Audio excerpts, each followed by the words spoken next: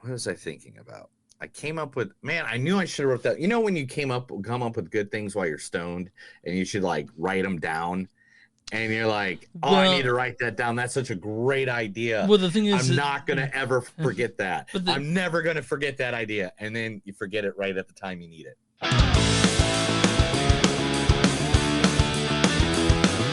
It's a show by Chris and Neil with all great movies. They are the real deal. We watch them all, so you don't have to. It's movies that don't suck and some that do. Ladies and gentlemen, boys and girls, listeners of all ages, welcome to another episode of Movies That Don't Suck and Some That Do. My name is Neil. I'm Chris. And today we are doing two movies? Is there two movies we're Just doing two today? movies, but one of them will be talked about way more than the other. One of them will be actually both of them will be talked about really well because both movies are pretty good. The first movie that we're going to be talking about is a movie that came out just like a couple weeks ago at the theater. Kind of a lot of people didn't know it was out there because we have like all these blockbusters going. I think everybody went and seen Super Mario Brothers like 3 times. Yeah. I think that was the movie everybody saw. But it stars the one, the only, you know her now as Black Widow, Florence Pugh. You just didn't want your baby sister to tag along whilst you saved the world with the cool kids. You weren't really my sister. And the Avengers aren't really your family. Why do you always do that thing? Do what? That thing you do when you're fighting. And this thing that you do when you whip your hair when you're fighting with the arm and the hair and you do like a fighting pose. It's a fighting pose. You're a total poser. I'm not a poser. Oh, come on. I mean, they're great poses, but it does look like you think everyone's looking at you like all the time. All that time that I spent posing, I was trying to actually do something good to make up for all the pain and suffering that we caused. Trying to be more than just a trained killer. Well, then you were fooling yourself. Because pain and suffering is every day, and we are both still a trained killer. Except I'm not the one that's on the cover of a magazine. I'm not the killer that little girls call their hero. Damn, burn. From Black Widow. Yeah. From Black Widow, she's also in this go ahead. is playing a counterpart to her, a good coming up actress. She played in Freaky. She played in several other things. Celeste O'Connor. What are you doing here in Somerville anyway? Honestly, my mom would say it, but we're broke. We just got evicted, and the only thing that's left in our name is this creepy old farmhouse our grandfather left us in the middle of nowhere. No offense. I'm not offended. This place is a dump. Then why do you live here? I'm 4th generation dump. So. Get out! What is that? I don't know. That is from Ghostbusters Afterlife. Ghostbusters, which she's actually part of the next Ghostbusters too. Good, already. I'm glad to hear that. Yeah, so also one of the comedic geniuses of all times, one of my favorite people that came from the good old world of Saturday Night Live, and every time I see her, I can only think one thing: sweaty balls. What's her name? There's nothing I like more than sweaty balls. They're tasteful. I like to put them in my mouth. They're very delicious when you put sweaty balls in your mouth. Anyway, Molly Shannon. My feelings would best be expressed in a monologue from the made-for-TV movie Portrait of a Teenage Centerfold starring Miss Laurie Singer from Footloose. If you must.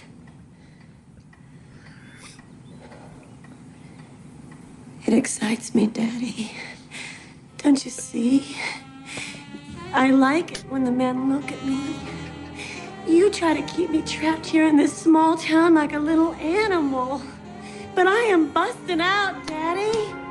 I'm gonna see the world, and the world is gonna see me. They're gonna see all of me, Daddy. All of Mary. me.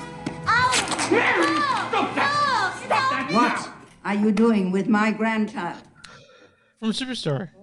From Superstar, Yeah. Molly Shannon from Superstar. Yeah. Now, the last person in this movie, one of the greats, if not one of the greatest actors of all time, the one, the only, Mr. Morgan Freeman. You've tried it your way for years, and your students can't even get past the minimum basic skills test. That means they can hardly read.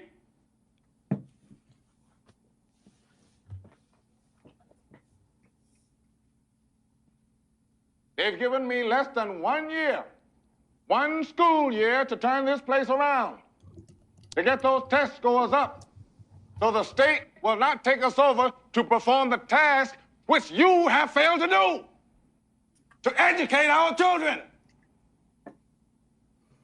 Forget about the way it used to be. This is not a damn democracy. We are in a state of emergency, and my word is law. There's only one boss in this place, and that's me. The HNIC. Are there any questions? Yeah, from Lean on Me. Lean on Me. That is the movie that got me to notice Morgan Freeman. So that's how young, when I was like, everything that guy does for the rest of his life. Because that was also the same year he did Driving Miss Daisy. Oh, which you won an Oscar for. Yeah. Yeah. So it's like, that's the one he should have won the Oscar for. Let's just be honest.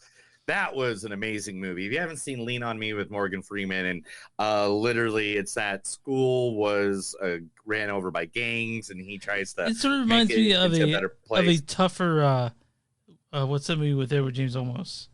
Where you get that class to learn algebra. What was that name? Whatever. Oh, Stand and Deliver. Yeah, yeah. It's like Stand and Deliver, Dangerous Minds, that kind of life. So I think I like Lean on Me was more. before all those. Yeah.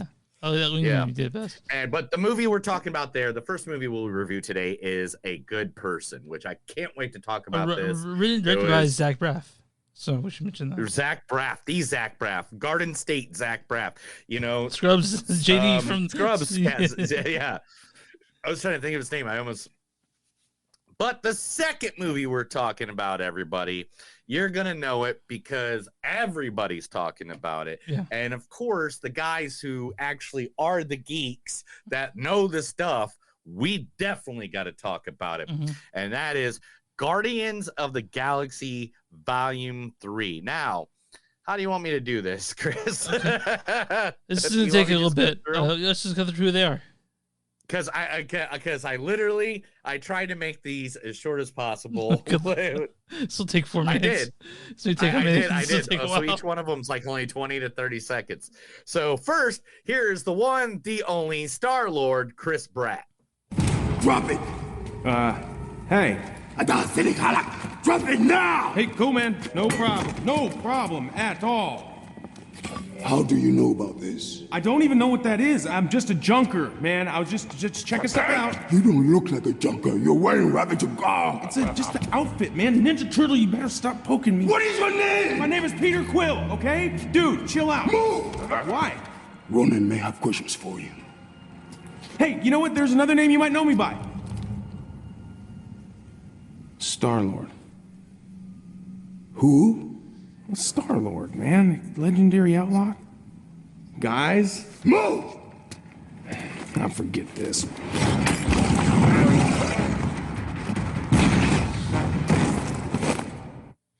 Yeah, from the first Guardians of the Galaxy movie. Yeah. Every single one that I gave you is the exact clip where we either get introduced or they become a Guardian of the Galaxy. Now, the reason not everyone is the exact one, because there are one or two of them that those clips do not exist, and I do not want to break trade. Yeah. I don't want to be like, hey, go to Disney Plus and go grab this clip. Yeah. I know they're not. All right, let's go through the list of them. Let's get them done. Bradley Cooper is Rocket. What a bunch of losers. All of them in a big hurry to get from something stupid to nothing at all. Pathetic. Look at this guy. You believe they call us criminals when he's assaulting us with that haircut? What is this thing? Look how it thinks it's so cool. It's not cool to get help. Walk by yourself, you little gargoyle. Look at Mr. Smiles over here. You like orange. Where's your wife, old man? What a Class A prevert. Yeah, that's great. That's Guardians of the Galaxy, and that was Stan Lee he was talking about, who is the gangster Great Ace Fever. Dave Bautista as Drax. You dare!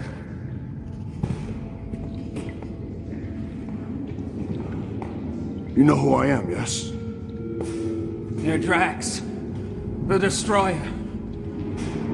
You know why they call me this? You've slayed dozens of Ronan's minions. Ronan murdered my wife, Ovette, and my daughter, Camaria. He slaughtered them where they stood, and he laughed! Well, her life is not yours to take. He killed my family. I shall kill one of his in return. Yeah, again, how you're introduced to Drax. Yep. Karen Gillian, Nebula. Thanks, Dad. Sounds fair. This is one fight you won't win. Let's head to the kiln. She's in Sexy as a Robot. I gotta be honest. Dude, she's awesome. She's an awesome human being too, man. Zoe Zandalin as Gamora. Zoe Saldana. Yeah, that's what I said. Saldana as Gamora. It will be your doom. If this happens again, you'll be facing our father without his prize. I'm a daughter of Thanos, just like you. But I know Xandar. Ronan has already decreed that I... Don't speak for me. You will not fail. Have I ever? Yeah. Kraglin, Sean Gunn as Kraglin. Thanks, Captain. Now just show me how to work this thing. Well, the turning thing there makes the songs go up and down. Made by primitive people. That is Show primitive. you some of my favorites. It's got Traffic. That's really good. They have some good songs. Thin Lizzy is a group I like a lot. There's a lady on there named Alice Cooper that I like a lot. She seems kind of angry, but kind of like stuff we felt when we were kids, you know. Cat. There's a cat. Yeah. That's cool. So the funny part about that is, one, that's a deleted scene. They didn't have the full Zune scene that I wanted. Two, Traffic is not a band. It was somebody's playlist that they play in Traffic. So he thinks all the bands that are under Traffic is the same band. And then the Alice Cooper combined, of course. Yeah. All right. I got Nebula. I got Drax. Mantis. Mantis is next. I am Mantis. What are you doing? Smiling. I hear it is the thing to do to make people like you. What if you do it like that? Oh. I was raised alone on Ego's planet. I do not understand the intricacies of social interaction. Can I pet your puppy? It is adorable. Yes.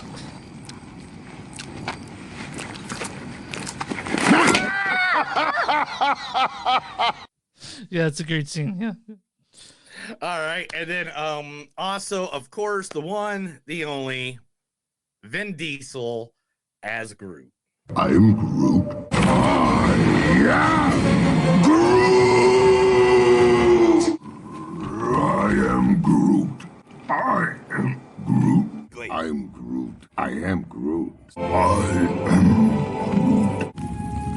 We are Groot.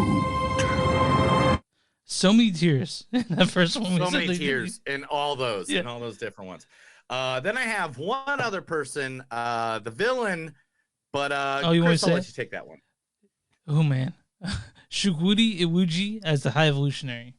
Every time I turn around, one of you's doing something fucked up.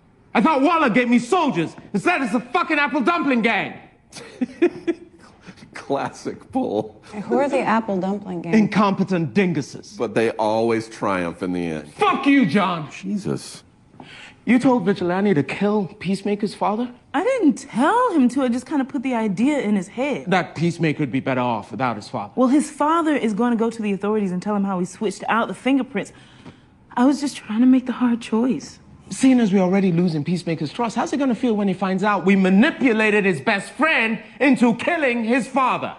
It's Clemson Mern from Peacemaker. That's what his from Peacemaker, which is the other James Gunn. Like literally, James Gunn was doing Peacemaker before he was doing a Volume 3, and he was like, "Dude, you'd be perfect for this character that I'm going to do in Volume 3." And I'm nothing against James Gunn. I love the fact that he is so like, he's like Quentin Tarantino. He's like, these are my dudes. Yeah. I'm going to use them in everything I'm ever doing. I think he got Palm to sign on for something in DC. The girl was... Yeah, and the other way around. Actually, during our spoiler section of this, because guys, if you don't know this, every time we do a comic book movie, we do give a good 20-minute spoiler section at the end where I go over things, because if you can't tell, because I have the nice little poster up, but I am a comic book fan. There's a whole filing cabinet in the other room that I'm actually going to bring in here, I think, so that my wife has more room in the other room. But literally, so I'll go over a lot of the Easter eggs, a lot of the flitches back and forth between. But if you guys don't want to know that, we give a spoiler. Like we give a spoiler free, and then we'll let you know. Yeah. We'll tell you before you jump in. Mm-hmm. Don't worry, we are not dicks like that. We used to be dicks like that. Oh man, but and then we got yelled at by a lot of people that hey, dude, we stopped doing that 10 episodes in though. Now we're episode 270. It was 20 episodes in, bro. It was like 20 weeks, and we finally figured out how to do something. We're like, it's like driving your car with no brakes for like a month, and you're just like, oh, maybe I need brakes. Yeah, maybe I need brakes. Maybe. All right, Chris, where can they find us at? You can find us online at newsonsuck.net. We're at w2mnet.com. That's the W and number 2mnet.com. That's the network we're on. There's tons of other stuff there too, so we have you check that out. We're on Facebook at facebook.com/newsonsuck podcast. We're on Twitter at MTS Podcast. We're on Instagram at MTS Podcast. You guys want to throw us a few shekels, become a patron, you might get some free extra stuff. Go to patreon.com/moviesdon'tsuck. If you guys want merch, go to bonfire.com/moviesdon'tsuck and something to do. You'll find stuff there. And if you guys want to send us an old-fashioned email, info@moviesdon'tsuck.net or moviesdon'tsuckpodcast@gmail.com, where you find podcasts from Movies Don't Suck and something to do. Neil, who are we talking about today? Today, we are going to talk about a good buddy of ours. Now, years ago, when we were starting this whole venture Episode he was 50. nice and... Episode 50 it was, exactly. Episode 50, we weren't recorded from a bar he used to own called Pawn and Pint. Well, this man has now moved on to doing pop-up bars, and he's got not one, but 2 theme bars in Kansas City right now. And we're talking about, Chris, say it for me, please. Vignettes Bar. Vignettes. First, we're going to talk about Vignettes Bar, which this month they are doing Bob's Burgers. Yes, Bob's Burgers. You can go down there, and the place is decorated. This is 2 of the bartenders dressed like Linda Perfect. and Bob. Like the walls look just like it is like Bob's Burgers. It is like you walk in. This is the door to walk in. It is to the side. Bob's Burgers, and you can go there. They got a full menu of drinks, shots, and stuff like that. To give you a little information, here it is. And this is what they say on their website. Get ready. The Bleachers were excited to announce Bob's Burgers, a one-of-a-kind themed popped-up bar coming to Vignettes in North Kansas City from May 5th to June 17th. Join them for their taste of Bob, Linda, Tina, Jean, and Luis.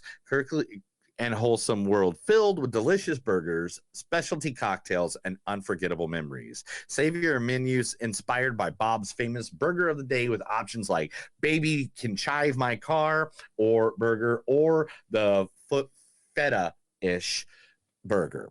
Quench your thirst with signature cocktails like the Bad Girl Tina Rita and the Mortarini and Horse Medicine. This is located on 2376 Armour Road, right next to Screenland Armour, which is one of our favorite places to go in the entire world. Now, the thing is, Edward, then I talked to him earlier today. The guy doesn't have one bar. The guy has 2 pop-up bars coming up. The next one is the unbearable weight of massive talent. A Nick and Pedro pop-up at 4601 Shawnee Drive, Kansas City, Kansas. Literally blocks away from Chris's address. I'll give you that. If you go to the bar, tell me. I'll send you his address so you can go knock on his door late at night drunk. This is the only picture they have out right now. Of the unbearable, and it's the Nicolas Cage with the 2 guns from the unbearable weight of massive talent thing. This is what it says on their website about it. It says, are you ready to face off at a pop-up bar that is not a demanding or demondoing? Get ready for a kick-ass pop-up bar in which we uncover the menu, which is located on the back of the Declaration of Independence at the unbearable weight of massive talent. The Nick and Pedro pop-up bar, running from May 12th to June 24th at 4601 Shawnee Drive, Kansas City, Kansas, every Thursday, Friday, Saturday, and Sunday. This pop-up bar will offer you a unique opportunity to show off your individuality and belief in personal freedom, all while drinking cocktails, either Nick Cage's or Papa Pedro's patio. So put the bunny back in the box and make your reservation before the cordyceps totally take control. And remember, this is the way. Man, is that next week or is this coming weekend? That starts tomorrow. That starts damn, tomorrow. I'll be out of our town time. most of the time. But no, it's all the way till June. Okay, I'll June. fucking be there. Yeah, it's June 24th. Dude, if I come up for the weird first weekend of June for your birthday, we're going there. Okay. I don't care if everybody's gone and we go, or if it's the night before or whatever, but we are fucking going to that goddamn bar. There's no possible. We might not make the Bob's Burgers ones, and that's fine. Even though I would love to see that one because I dressed up like Bob's Burgers kids like 2 years ago. But I want to go to see the Nicolas Cage. You know how much I love Nicolas Cage and Pedro. They're like the best. So anyway, guys, you can go to, oh man, I just closed everything out because I am that dumb. Don't worry, guys. I don't mean to be dumb. We're 25 minutes in. We haven't even talked a movie yet. Who needs to talk movies? There's like 5 people watching. They don't care about movies. They're not here for movies. Who cares for movies? Let me just get the website up so I can say it real quick. I'm so sorry about this, guys. It's www.vignettesbar.com. That's www.vignettesbar.com. That's where you find both Nick and Pedro's pop-up, Bob's Burgers, and their connections to Instagram and Facebook. They will also give you information about tables and how you can get reservations there. Definitely do it. Edward's a good dude for us. Has been for years. I talk to the guy sometimes drunkenly in the middle of the night. I really do. I'm not joking. Seriously, that's a true thing. Yeah, like literally, there's times where I've been drunk and like super, super drunk talking to Edward at like 3 a.m. in the morning. Man. Like, how you doing, Edward? I'm just fine. I'm just bored. How you doing? I love Edward. He's a good guy. All right, Chris, let's get to some movies. All right, let's talk first. A Good Person, directed by Zach Braff. Zach Braff directed such things as Garden State. Yeah, everyone remembers Garden State, right? With Natalie Portman. Yeah. That's the one everyone remembers. He also did, anyway. Back in 2004, man, that's almost 20 years ago, he did Garden State. You remember that? This also has, this stars Florence Pugh as Allison. You just didn't want your baby sister to tag along whilst you saved the world with the cool kids. You weren't really. Also, this stars Celeste O'Connor as Ryan. What are you doing here in Somerville anyway? Molly Shannon is Diane, of Alice's mother. My feelings would best be expressed in a monologue from the made-for-TV movie Portrait of a Teenage Centerfold starring Miss Laurie Singer from Footloose. And this also stars the amazing, the ever beautiful and 85-year-old man known as Morgan Freeman. You've tried it your way for years, and your students can't even get past the minimum basic skills test. Also, this stars Chinaza Uche as Nathan, Zoe Lister-Jones as Simone, Nichelle Hines as Molly, Toby Unaware as Jesse, and Ignacio Diaz-Severio as Quinn, and the Alex Wolff, Alex Wolff, you guys remember him as the son in Hereditary. So, Neil, why don't you go ahead and read the storyline for this one? Allison, which is my wife's maiden name. Oh, Allison. I didn't know that. Literally, that's funny. Anyway, Allison, the protagonist of A Good Person, is a promising young woman with a thriving career, a loving fiance, and a close-knit circle of family and friends. However, her life takes a sudden turn for the worse when she experiences a harrowing tragedy that leaves her battling an addiction to opiates and grappling with unresolved sorrow. Despite the challenges that lie ahead, she finds solace and strength in an unexpected relationship with her would-be father-in-law, who becomes her unlikely ally in the journey towards healing and recovery. All right, man. It's a hard drama. So Zach Braff, you guys remember Garden State, he is sort of maligned for creating the archetype of a girlfriend being the manic pixie dream girl. And this is his attempt to make sure that he's not the guy.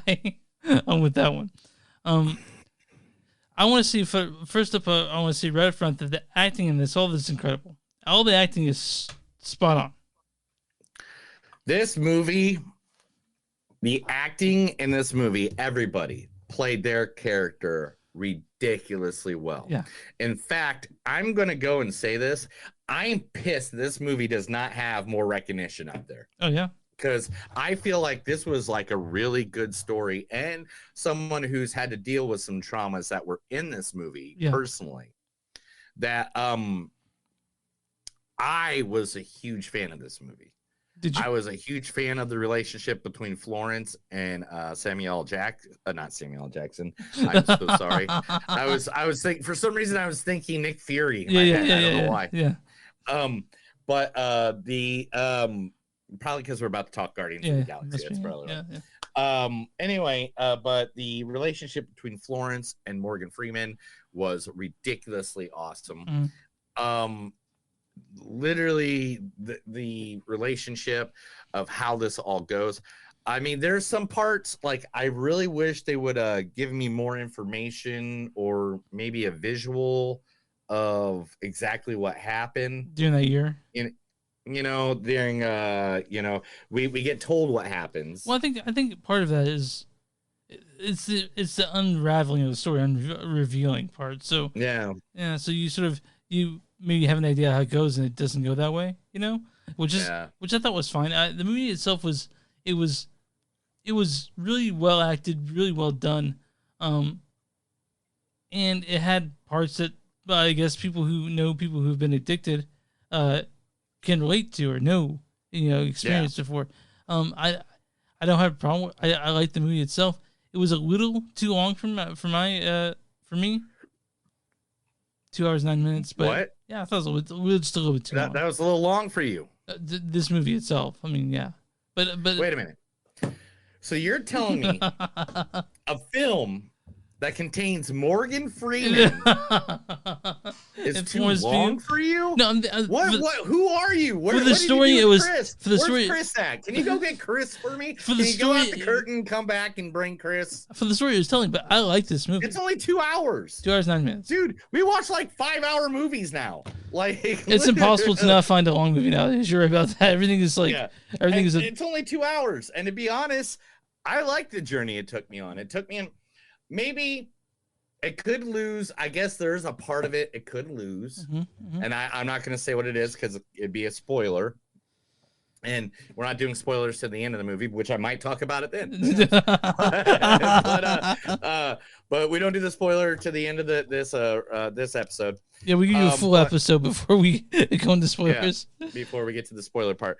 But literally, I was a huge fan of this movie. I'm like, Chris, I'm not lying to you, bro. This might be in my top 5 at the end of the year. This is like one of them that hit me like right in the heart, and I was watching it right in this spot, right where I'm sitting. I was watching it right here, like I'm looking at you on this screen, And usually if I'm doing something like that, it's because I'm working on something and I'm trying just to do it, you know? And it caught my attention so much, I just stopped working on everything I was doing. And I was just so involved in it. I was just so like there with them. Did you cry? Oh yeah, like fucking 3 times. I did a little bit easily. I did a little bit of, you know, like where you like you're like you're trying to catch your breath. But maybe I'm a little bit softer on it because I spent $20 to watch this on Amazon. So no, maybe you're a little harsher on it than I am, Yeah, because yeah. I just turned it on. Yeah, that's what you did. I did not. I gave my pen like each time. I'm like, In fact, here, I'll turn it on right now. There we go.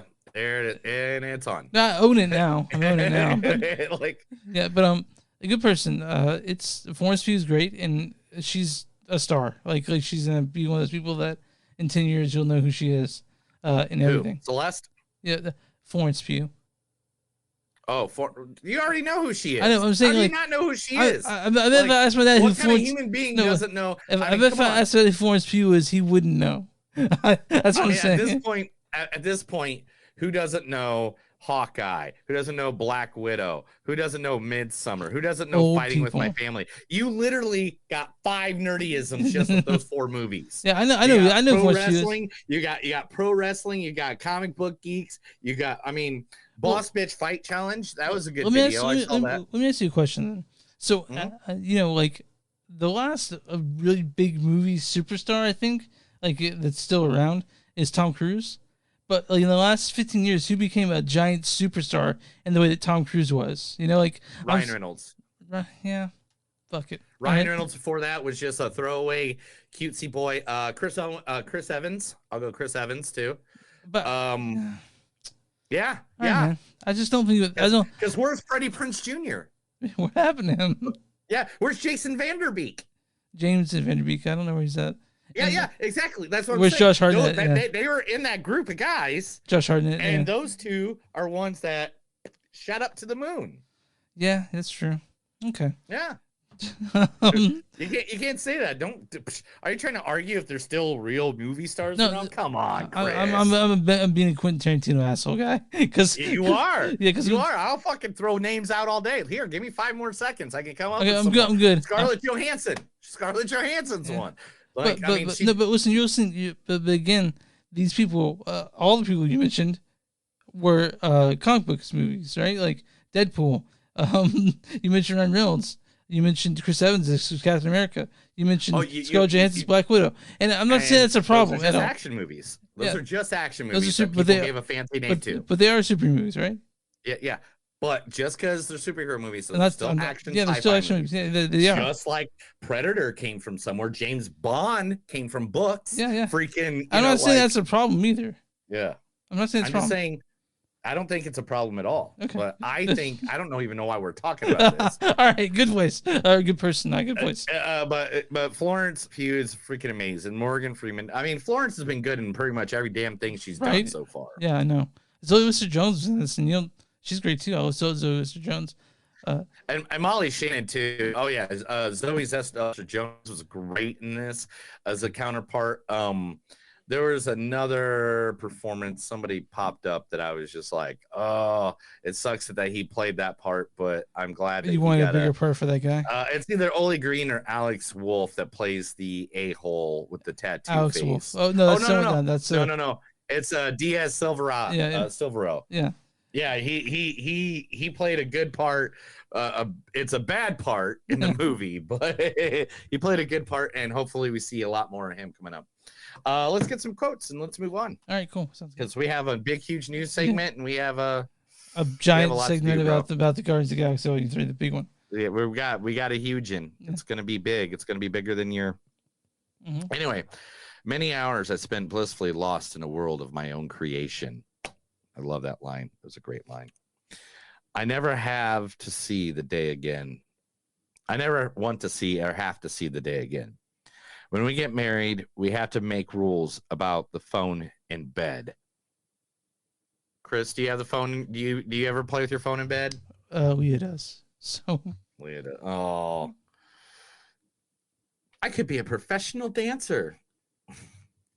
I just laughed at that because I was like, when people say that, usually that means a different kind of answer. Anyway, what are these dresses we are seeing? I couldn't even sleep last night thinking about that.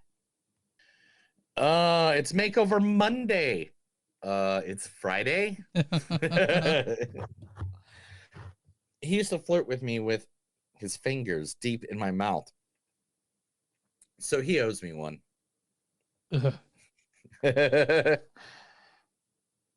Are you a dyke? Only when I fuck your mother. Goddamn, no four-player. Anything? It's heroin in a pretty little dress. Let's talk about Oxycontin, people. That's truth. Just want you to know that. Throw that out there. If you're addicted to Oxycontin, please get some help. Anyway, if I catch you near my granddaughter again, I will rip your fucking dick off and shove it down your throat. Yeah. He's a fuck boy. That's what they call him on the online. Fuck boys. A bunch of fuck boys. Am I the reason you're back here? You're trying to solve a problem by looking in the other direction. I don't know how to do this. Do what? Start all over again. I never want to talk to you about sex again. Really? Because I love this shit. Daniel, this is God. Allison would like you to change the conversation now. Do you think that was a reference to Bruce Almighty? Every time Morgan Freeman has played God in everything he's ever done, yes. Okay. I think he's played God like 4 times, dude. A comparison is a thief of joy. I think we are victims of a teenage girl's good intentions. Tell me why I shouldn't kill you, motherfucker.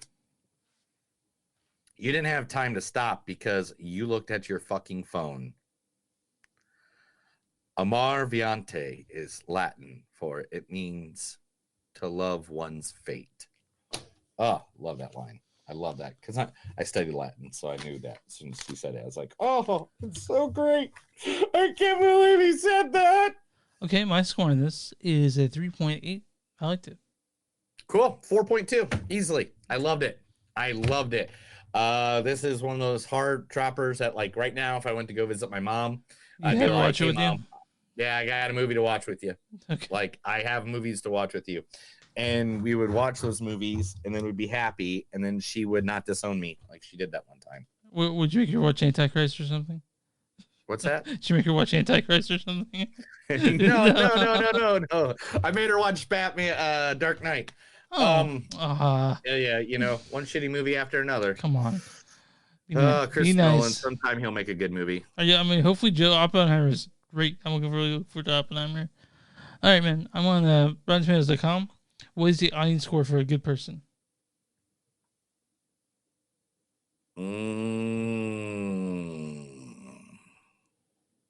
That's a good question, Chris.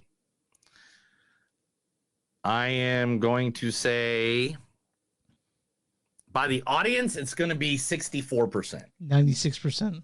Holy shit! No way! There's an audience. I totally was off on that one. Audience says, with a profound story and some really great performances, A Good Person is a tear-jerking drama with tons of heart. Right? Now, what is a critic score for A Good Person?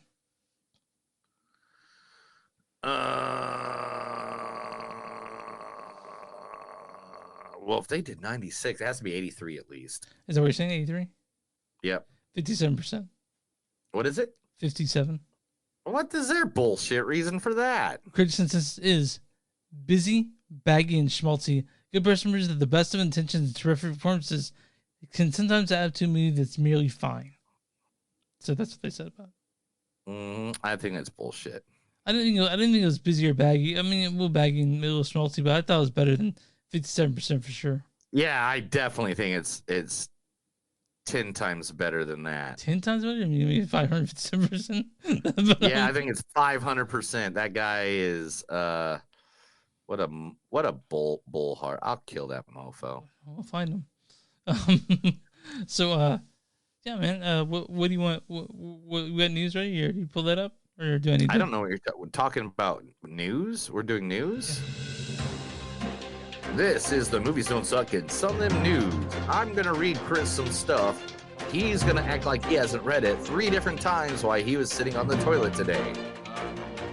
I was sitting on the toilet multiple times today. A lot. You told me you were a lot. That vindaloo was way too hot, man. I had last night, but yeah. All right. So let's see here. What's I number start with a 1? blank face. What? It's just a thumb in the frame when you see me. Well, I don't know what you're talking about, sir. All right. Anyway, I don't know who said this. Somebody said this when I mentioned this the last week, and I don't know if it was you. Mhm. I don't know if it was someone else I talked to. I don't know if it was one of my buddies or friends that I run into all the time. Mhm. But I'm gonna say this: we got some casting going on over at the Tim Burton house because we got a release date.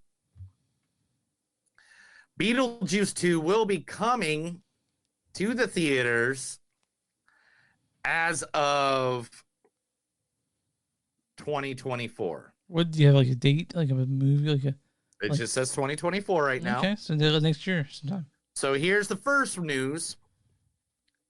Jenna Ortega, aka Wednesday, will be in the new Beetlejuice movie. That makes sense. It really does. Makes a lot of sense. Makes a lot of sense. All right, you ready? Monica Bellucci. Bellucci, that's what I meant. Bellucci. Who's known for Deadpool. And Irreversible. I think she's known for some other stuff. I guess but that's with her main thing, Irreversible, yeah. And Irreversible, yeah. She's going to be in Beetlejuice 2. Cool. And all 100% signed on for returning is one, of course, the man, the legend himself, Michael Keaton. I know he's been like waiting. Catherine. I know he's been waiting forever to get back on this, so good for him. Yeah. Catherine O'Hara and the one, the only Winona Ryder will all be returning. Justin Thorax as well is also starring. Thoreau. What else am I missing? Thoreau. Justin Thoreau. Thoreau. That's what I said. They are all going to be returning. So let's move on to something that will make Chris happy in the Gotas. Okay. Mortal Kombat 2 has casted Johnny Cage, and the wrestling world is completely pissed because it's not The Miz. So who they cast as Johnny Cage? Man, some fucking washed up dude named Carl Urban. Oh, that's a great choice for Johnny Cage, honestly. Because That is a great choice. Carl Urban, if you don't know, guys, is he played Judge Dredd in the Dredd movies, but in the Dredd movie, I should say, which is, but that's not the only comic book thing he's ever done. He's also done. He is the leader of The Boys on Amazon Prime.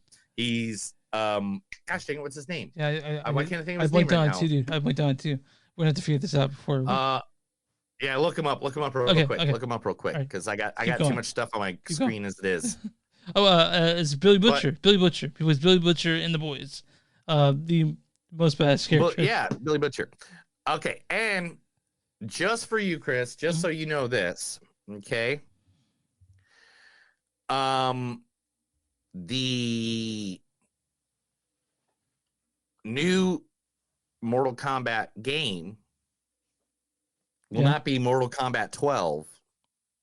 What's it gonna be? It'll be called Mortal Kombat because they are totally rebooting the entire game series. We'll see how that goes. I always love it when you make that noise because then I know you're really appreciative. Of I don't know, like I guess they could remake it. Like they're remaking all these games right now, so I guess they could remake it. Whatever. Okay. You're gonna love it. You know you're gonna love it. Yeah, it's yeah. Keep going. I don't want to if I ever want to go again, dude. Oh, yeah, it's I just might him. just Neil's stay here. stalling because he's trying to pull up stuff that he brought over here. I'm trying to bring up everything as fast as possible. Hey, Fast X is gonna mark some money on that Paul Walker person. Yep, that's right. Paul Walker's daughter, Meadow Walker Thornton Allen, will be acting in the new Fast. And That's a Furious. week after next, man. We got to see Yeah, I Fast know. X. Yeah. You're tired of him, aren't you? No, man. I mean, whatever. The preview makes it look Fast, super too ridiculous, furious. so I can't wait. I feel like I've been watching him since I was damn near 18, dude, or 16 years old. I don't know how old I was, but I remember when it came out, I was in high school at the first one, and everyone was dying to see it, and I had no fucking desire. And here we are. you know what? Here we are too. We gotta get a sequel. We got a sequel. 2003's Freaky Friday sequel. Is Lindsay Lohan and Jamie Lee Curtis gonna be in this one? Both signed on because remember they were talking about it during the Halloween movie. She's like, I'd really love to do, old grandma and like mother or daughter or granddaughter. So yes, there is a Freaky Friday sequel officially in the works with Jamie Lee Curtis and Lindsay Lohan. The best luck to both of them. Hopefully Lindsay doesn't snort up all her profits. I hope Lindsay. I feel like she's probably spent a lot of time at home recently. I just like it from her. Johnny Depp announces his cast for his new Maudie biopic. Yeah, that's all I feel about that. Maudie, which will start filming in Budapest this fall, is set to captivate biopic about the Italian artist Amedeo Malingro. Now, the cast so far is Italian superstar Riccardo Sabermacci, Okay. Pierre Nini, okay, and Al Pacino. Okay, Al Pacino. There it is. There it Pow! is. Yeah. Wow, we're gonna do it. We're gonna do it. Yeah. Will Poulter. Oh yeah, Will Poulter. If you don't know, Guardians of the Galaxy. We're going to talk about him in a little bit. He's Adam Warlock in the new Guardians of the Galaxy Volume 3. Would like everybody to stop calling him Sid from Toy Story. He is does not look like Sid. him. Please stop calling it. He knows he looks like him. A guy in a urinal in LA last week turned to me and said, "You're in Toy Story, right?" And I was like, "Well, that was animated. I don't want to be rude." I also appreciate that a meme going around of me. I dressed up as Sid from Toy Story for Anti-Bullying Week. So arguably I haven't helped my case at all, but Toy Story came out in 95. I was 2 and we're doing it through live action. Hey, have you ever seen that horror movie Teeth? Yes, I've seen Teeth. Where's those teeth at? They're in a woman's vagina. Yeah. Teeth has now joined the ranks of horror movies turned musical. Oh wow. I'll see that. I'll see that. I'll see that for sure.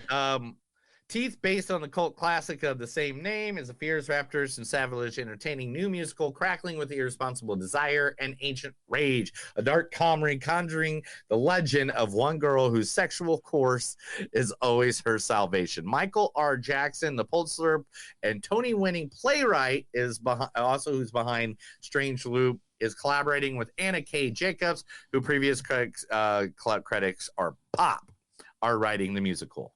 I'll watch that. Sure. Yeah, right. Dude. Yeah, I like Teeth. It's so weird, though. It's so weird. I like Teeth, though. Oh, hey, Pedro's not done. He's still doing stuff. Pedro Pascal did star in an horror epic from Barbarian filmmaker Zach Krager. It's gonna be. He's also appearing in Ridley Scott's Gladiator 2. It's Zach Krieger's Weapons is the name of the movie. I should mention that called first. what? And he's also in Ridley Scott's Gladiator sequel. It's coming out. It's Pedro Pascal, man. At this point, What's the name of the movie? I think he's What's the name of the movie again? Huh? What's the name of the movie that's coming out again? With Weapons. Weapons? Okay. I'm super excited for it already. Yeah. It's Pedro. I mean, I hear Barbarian, I hear director, I hear Pedro. I'm like, fuck yeah, let's see that movie. Aaron Eckhart, Tim Roth, and Abigail Breslin Ratz filming for a movie called Classified. Classified is an action-packed story held by Dutch director Roel Rain, who previously worked on his big credit projects like Netflix's Fistful of Vengeance and Paramount's Halo. The movie is about, which is currently shot up in the canons. Oh, the feature previously wrote, no, it's not telling me what the premise of the film is. An international espionage plotline interwoven with an emotional father-daughter relationship sub-story. Cool. Okay. Sounds great. Director Jeff Rowe would like to tell you where he got his ideas for the script for the new Teenage Mutant Ninja Turtle Mutant Mayhem animated film. Are we seeing that? Yes, we are. Okay, thank you. Especially after I mentioned where his ideas came from. Yes, I want to hear. He's inspired by the movies Stand By Me. Fuck. And Lady Bird. Interesting. Okay, yeah, we're definitely gonna see that. Yeah. His quote was, "We wanted to be Stand By Me and Lady Bird, but with Ninja Turtles." Yeah, I mean, like, you grew up with the Turtles, so did I. And this is just a... Yeah, I really grew up with the Turtles. You kind of did. No, are you kidding me? I had the Ninja Turtles for my 5th birthday party. I'm sure you did. Yeah, your 5th? I was like 11, dude. We grew up with them. You say you grew up on I them. did. Again, I fucking did, dude. I was a Ninja Turtle fan. You say you did, but you didn't. I so did. James Gunn was praised by PETA for deceptions of animal testing cruelty in Guardians of the Galaxy 3. He's what? I don't know. I mean, I don't really feel like... I mean, yeah, there was I did hear people say, like, trigger warning, like before going in, Yeah. We'll talk more about that during the movie. Stephen King's The Monkey adaptation finds its lead in The White Lotus. James Wan is set to produce and the latest adaptation of Stephen King's classic novel, The Monkey. James Wan, behind the creator of the sagas like Saw, Ended With, The Conjuring, and The White Lotus, is going to be doing that movie. Heck yeah. Oh, James Wan. Heck yeah. Yeah, watch that. Yeah. I mean, Stephen King adaptation. The Monkey is a great book. Yeah, The Monkey is a great book. So, I mean, like, literally. All right, let's see. Lou Diamond Phillips says Young Guns 3 is still in works. I don't know how that is. Evil Dead. I mean, how can they be young guns? At this time, aren't they old men with guns? Yeah, they should it'd be like rusty guns or something like that, right? Let's see here. There is Evil Dead Rise is the highest of the series. It's at $120 million at the box office. Wrestling legend, or soon-to-be legend and Hall of Famer someday, Cody Rhodes has been fighting for a Star Trek scenario for a scene. He goes, I could tell my agent in LA there's only one thing that's kind of alerts on notifications is when it comes to Trek. I'll take anything. They can put me in a whole Gorn outfit where you don't even know it's me. I'll take it. You can put me in the engine room. I'll take it. I can literally just do something with my face, some sort of recognition on the bridge. Ensign, I don't care. Whatever. I will take it. So someone, please, the American Nightmare, Cody Rhodes, soon to be WWE champion, really wants to be in Star Trek movie. In a movie. Yeah, your mom's movie. Yeah, hey, your favorite horror movie is about to start again. The new Blair Witch Project. Come on, dude, it's not my favorite. Reportedly in works. So yeah, I don't want to talk more about that. Yeah, All right. No, real quick. You don't. You saw the first one, mushrooms, right? What? You saw the first one when you were doing mushrooms, right? Yes. I did that that was many years ago. Teenage kids doing drugs, going to movies. Yep. And what was that like for you? Seeing Blair Witch Project and mushrooms. I freaked out a lot. I was not there, guys. Just saying, this was long before I met Neil. Just so you guys know. Oh no, yeah. I was a way teenager in Indiana. Yeah. Mark Maron has joined Jude Law and Nicholas Hoult in The Order. So now that has more people in it that we Can't want to see. fucking wait, dude. Yeah, so that movie's all about everything we want to touch ourselves in an ungodly way, like. Very unholy. Bill Skarsgård is going to be playing Nicolas Cage's son in the Lord of War sequel. Yeah, I actually did see this. I'm a big fan of World of War. I've seen that movie like 8 or 9 times just cause. Right. And it's great. It's got Jared Leto before he is what he is now, which is some weird cult leader. Now that one he's just an actor, and it's good to see. World of War is great, and I guess they call this one the Lords of War, right? They gotta do that. Yeah. Like aliens. I didn't know World of War was so popular to get a sequel, but I'm happy to hear that. You know? Yeah, I know exactly what you're talking about. Okay, so he was like moving on. James Gunn wants to put Chris Pratt in his new beloved DC hero Superman legacy. Superman? He wants him to be Crypto the dog. Okay. Superman's pet dog. He goes, I was hoping I could cast him as Crypto the super dog. You know, he could just do motion capture and walk around on his hands and knees, but he can't talk. I don't know about that, dude. Yeah. Guy Ritchie's next action movie will star Henry Cavill, Jake Gyllenhaal, and Ezzy Gonzalez. Because we didn't see The Covenant.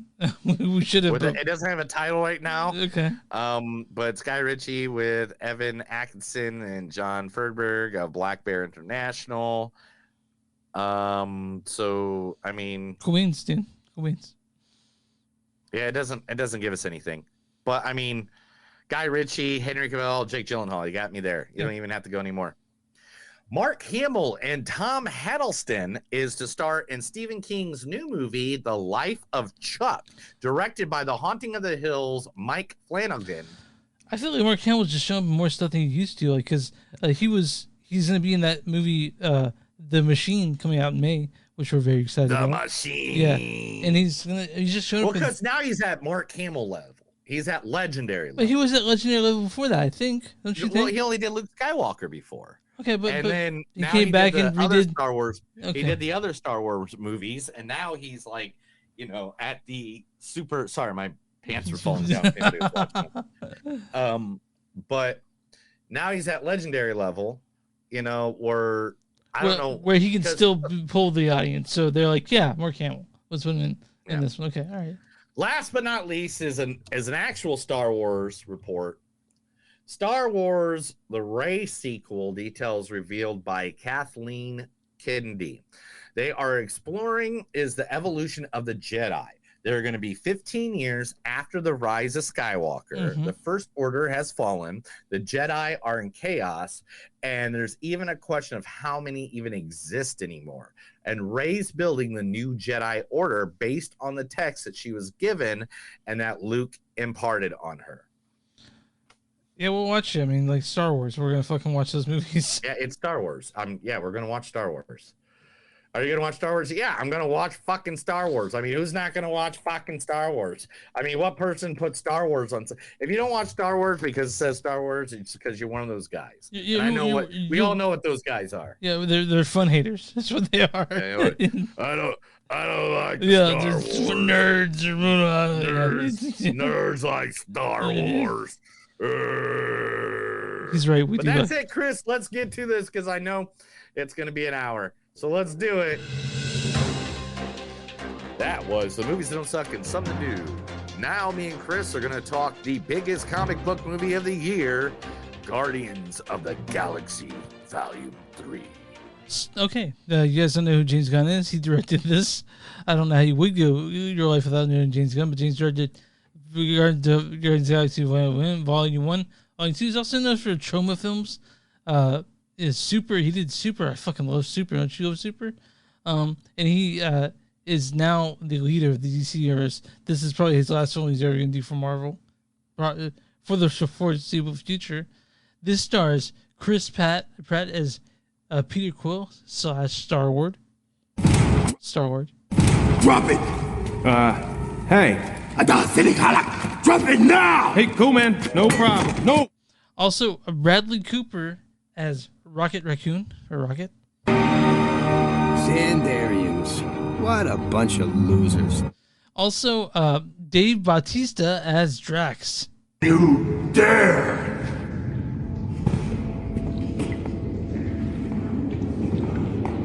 You know who I am, yes? Also, Palm Clementif as Mantis. I am Mantis. Vin Diesel as Groot. I'm Groot. Also, Sean Gunn as Kraglin. Thanks, Captain. Also, I want to mention Karen Gillian as Nebula. Thanks, Dad. Sounds fair. Also, Zoe Saldana as Gamora. It will be your doom. And finally, we got Chiwetel Ejiofor as the High Evolutionary. Every time I turn around, one of you is doing something fucked up. So let's start as Maria Baklava as Cosmo. Sarah Almami as Salarmi. That's a bunch of S's. Will Poulter, who we talked about, as Adam Warlock. And we also got, and that's, that's a lot of people in this movie. Why don't you go ahead and read the storyline for this one? Still reeling from the loss of Gamora, Peter Quill rallies his team to defend the universe and one of their own. A mission that could mean the end of the Guardians if not successful. This is the best of the Guardians of the Galaxy movies. And if you guys don't know, I fucking love Guardians of the Galaxy. Fucking love. Yeah. I've watched both the movies. I think I've watched them both days this week. Like when I was in the office, I literally just had them on the second monitor playing. There now, like Guardians of the Galaxy, the first one that has that thing where it starts it, but it's way better than 2 in my opinion. Volume 3 is an incredible movie. I love Volume 3. Cried like 4 times during this movie. Yeah, okay, so this movie is, they're dealing with what happened in Endgame, which, guys, that's only a couple years from away. This is the best Marvel movie since Endgame, right? Yeah, I mean, I don't know, dude. That's just, what are the other movies? you got to list them for me. Fine. Here, let's see. Marvel movie order. All right, here we go. We're gonna get them all right now. Okay. We'll start with Endgame. How about that? All right. So we're in phase 5. All right. Endgame was in phase 3. Yeah. So what came out since then is Spider-Man Far From Home, which is great. We like Spider-Man. So you're saying this is better than Spider-Man Far From Home. Yes. You're saying this is better than Doctor Strange. Yes. This is better than Loki. This is better than Eternals. I don't know, man. Far From Home is really good. Far From Home with all the Spider-Man and Spider-Man No Way Home. I'm sorry. It's better than Shang-Chi. It's better than Eternals. Better than Doctor Strange and the Multiverse. Way better than Thor. Way better than Ant-Man. And way better than the new, what was that, Ant-Man and the Wasp? Yeah. And it's the best one. Ant-Man and the Wasp was really good. Werewolf by Night was good. Oh man, this is better than Guardians. I don't know, dude. This is better than the best movie since the game, in my opinion. And I think you agree with me. I think you're 1% agree with me. I think you're just fucking with me because we both love this movie. No, I'm not fucking with you. I mean, Spider-Man No Way Home, man, is literally one of the best comic book movies of all time. This is neck and neck with it. This is neck and neck with it. So, in my opinion, no, it's not. It's not. It's a good movie, but it's not neck and neck. Did you cry 4 times? I can explain why if you want me to. No, did you cry 4 times during Spider-Man? I did have some. I had some moments. Did you cry during this movie? Because I cried like 4 times during this movie. I had some moments, but So this is definitely the most emotional Guardians movie, right? Like no doubt, most emotional. Yeah, I mean, this is the one that finally gets you. I mean, I don't know, because like the first Guardians of the Galaxy Volume 2, I was very emotional. Yeah, this one's more emotional than that though. I didn't cry like 4 times like a fucking baby.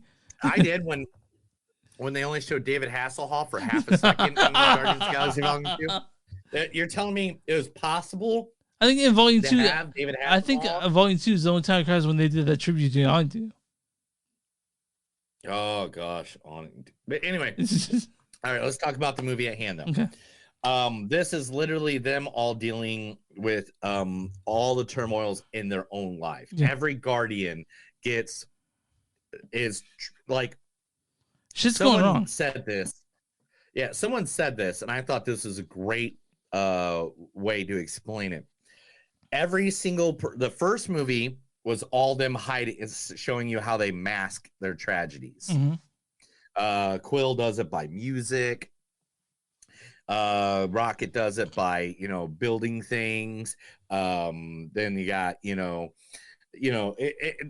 Drax does it by ignoring. Like each one of them has their own thing. Then Volume 2 is how they all deal with it as a group, on how they're still covering all their major tragedies, but how they come together as a group. So when you first see Guardians of the Galaxy Volume 1, you see at the beginning, you see Star-Lord dancing when the headlines come up, right? Mm-hmm. Yeah. And then at the Volume 2, you see them all working as a unit together, working when the Volume 2 thing, when the pop line pops up, Guardians of the Galaxy. And this one, it's the Guardians of the Galaxy repeating Peter Quill as he's intoxicated, like carrying him as, hey, we're still together and we're gonna deal with some shit in this movie. Is what it's very clear. The thing is that by this time, all of us, including the audience, are very invested in the group of the Guardians themselves. We all love everyone. We love Peter Star, we love Rocket, we love Mantis, we love Drax, we even love Nebula, who was kind of like a shithead for the first time, and Groot, of course, he doesn't love Groot. And it's just, seeing this was like getting together with some old friends, and then seeing them, and then you're there. They get you right thing, because it's something that James Good is great at, especially since he started doing like bigger movies, is giving that heart. And both you and I are big fans of heart, and with these characters that are so silly on the surface, but mean a lot to you and I, because they're the fucking Guardians of the Galaxy. They brought us so much joy to so many people, and to you and I. And so to see them in these, to see, at the beginning how they're kind of fucked up, and then see them come together as a group again, it was so good to see them again. So good. And when the tragedies happen during this, or things that are awful happen, you feel it more than you would, I guess, if it's for the first movie. Because again, we have such a deep attachment to these characters. Right. And acting it's fantastic. Like people can say, superhero movies or action movies don't have like great acting, but I thought everyone was perfect for this. Even especially Dave Bautista, he said something kind of silly about how he's not going to do Guardians because he wants to do more serious movies. This is a serious role as Drax. As silly as Drax is, that is a great role, And I think. Well, I mean, I'm guessing after Knock at the Cabin, he's ready to do some more. Knocking at Cabin. You and I talked about how Dave Bautista, he's a wrestler turned actor. But he's that turned actor, not turned action star. Yeah, exactly. He's an actor. He's a wrestler turned actor. He's not The Rock. He's not John Cena. While they're great, they're action stars. I'm gonna go dance like John Cena. I'm gonna get down like John Cena. But Dave Bautista, I think, has a great acting career ahead of him. Well, like The Rock is the action star, and Johnny Cena is more of an action star. Dave Bautista can do whatever he wants to because he's a fantastic actor. Right. We all love Chris Pratt. We all love Bradley Cooper. We all love Palm. We all love Karen Gillian, Vin Diesel. Yeah. And we all love Zoe Saldana. And Will Poulter was great in this. But this movie was fantastic. Never was I bored. Never was I not into it 100%. And I'm sorry. I'm hijacking the conversation. Neil, please talk. It's okay. I'll just wait till you breathe. I was waiting for you to breathe. You didn't breathe, I think, the whole time. You just said all that. All right. I was trying to jump in on several of your Sorry, points. man. I can't even remember what they are now because you just went full tangent on that, bro. Okay, I know. I just love this movie so much. So I want you to talk. Right. This is a really good movie. All right. So one, we get some setup from the holiday special. Yeah. If you didn't see the holiday special, don't worry. It kind of covers all that stuff a little bit. But go back and watch it if you haven't seen it. Referral. Yeah, it's literally just like 40 minutes. It's on good. Disney It's Plus. really fun. Even though Disney Plus lost like over 3.6 million subscribers in the last What happened? 2 weeks. Yeah. Mondo's over? Okay. All right. Mandalorian's over? Yeah, okay. I don't know. They got nothing else coming out. Yeah. You know? But this movie was so cool. Mm-hmm. They really tell you the backstory of Rocket Raccoon, or Rocket, if you want to say that.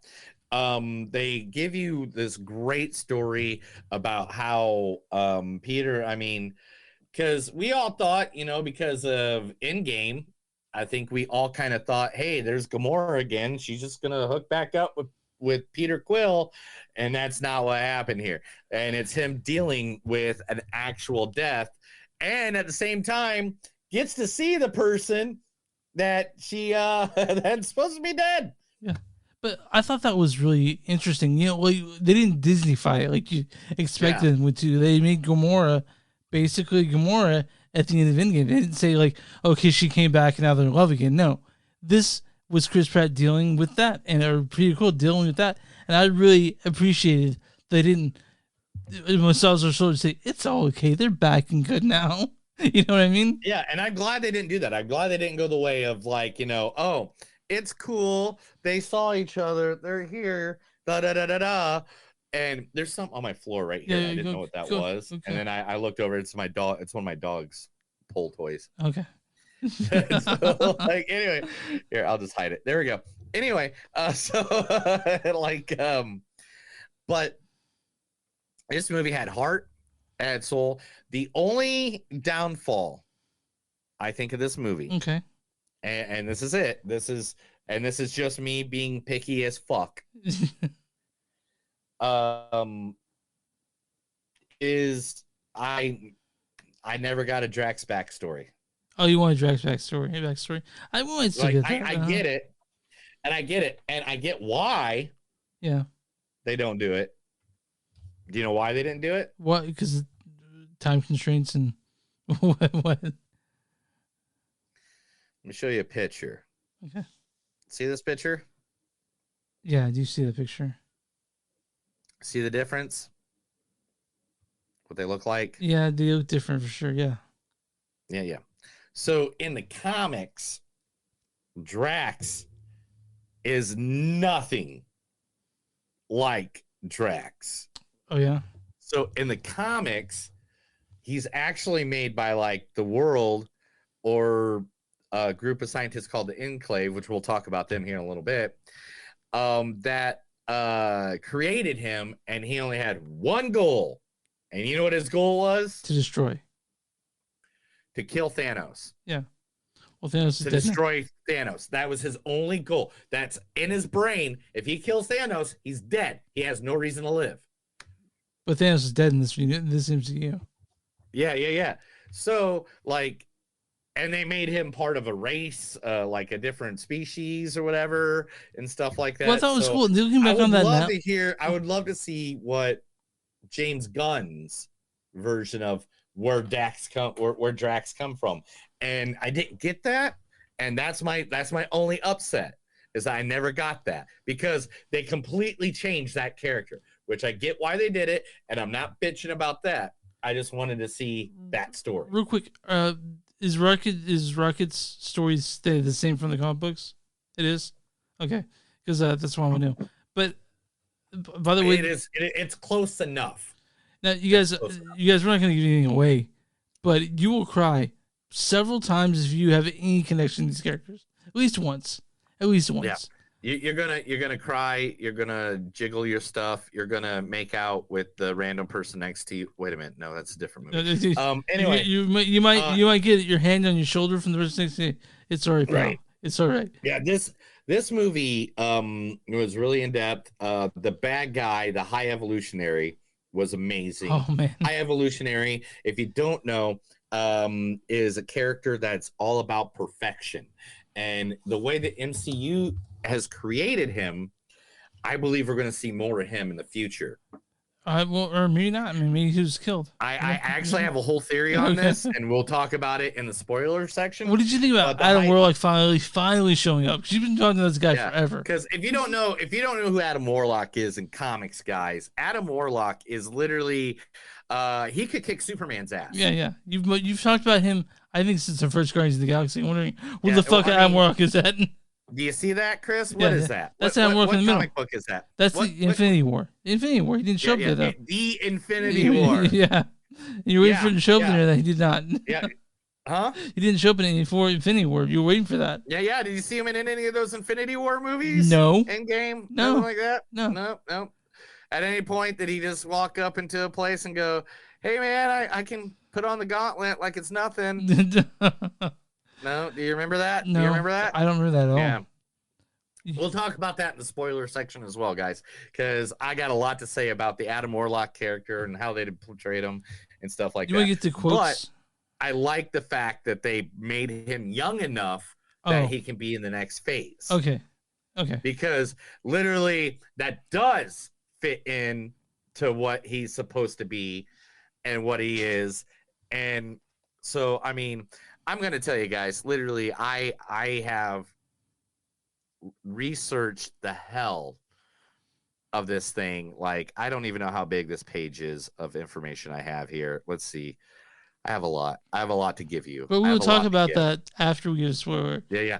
But this way, the movie was great. It's the last time you're going to see the Guardians together. You might see each one of them in separate movies and separate things and separate entities. In fact, it's actually been hinted at that they're already in several things going forward. Yeah, we'll talk about the post-credit scene at the end of this. We'll talk about that here in a moment. But here, let's give some quotes. Let's give our scores and then move on. Now, remember, I was in a dark theater, book theater, IMAX, Yeah, the whole thing. Come on, Max, dance. Only idiots dance. You're a bad dog. Oh. Kill one stupid guy no one loves. Now let's kill just one guy. Just one guy. One stupid guy that nobody loves. Now you're just making it sad. He's your best friend. Second best friend. That is good this whole time. I have no idea what I wrote. We have but one goat. We have but one goat. Create the perfect. We have but one goal. Sorry, it looks like goat. We have but one goal. Create the perfect being for the perfect society. I am going to jail for killing him. Mantis, you asshole. Hi, my name is Patrick Swayze. Kill the one who looks like a cabbage to show you mean business. Yeah, he is some douchebag who carved my best friend, second best friend. Yesterday I made a poop in the shape of a fish.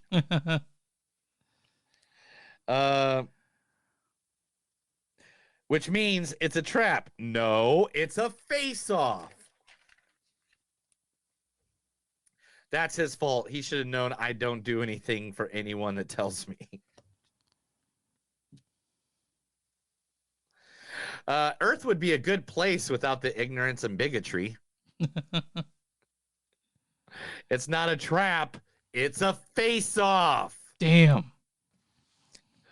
I am Groot.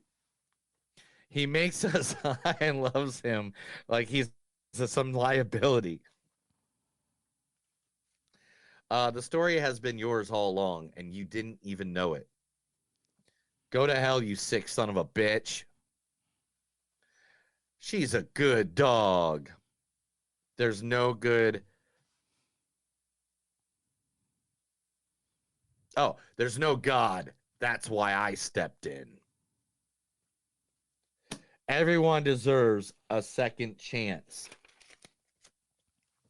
They don't want to make things perfect. You just hate everything that is. I love you guys. I love you. That's it. That's all I got. What's your score on this? 4.6. Probably one of the best Marvel movies ever made. Well, you were just saying that you had problems with it earlier. Oh, no. I said I have a problem that it's kind of just me nagging. And I said that. Okay. It's just me nagging. I love this movie. It's a 4.6 for me, too.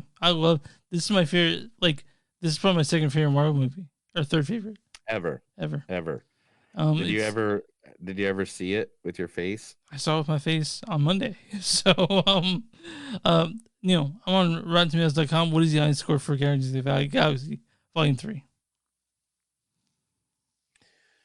Has to be at least 87%. 95%. 95%. Audience says, way to go. I'll drink to that, guys. Taking the team in a darker direction without sacrificing heart or humor, Guardians of the Galaxy Volume 3 ends the trilogy on an entertaining high note. Now, what do the critics have to say about Guardians of the Galaxy Volume 3? 79. 81%. Oh, it's off only by 2. Critics' consensus is a galactic group with a hug that might squeeze a little too tight on the heartstrings. The final Guardians of the Galaxy is a loving last hurrah for the MCU's most ragtag family. All right, guys. We have a lot to talk about. That's it for the non-spoiler part. So, guys, you guys watching right there, I see you. We are going to the spoiler section of this movie. But what will we see next week?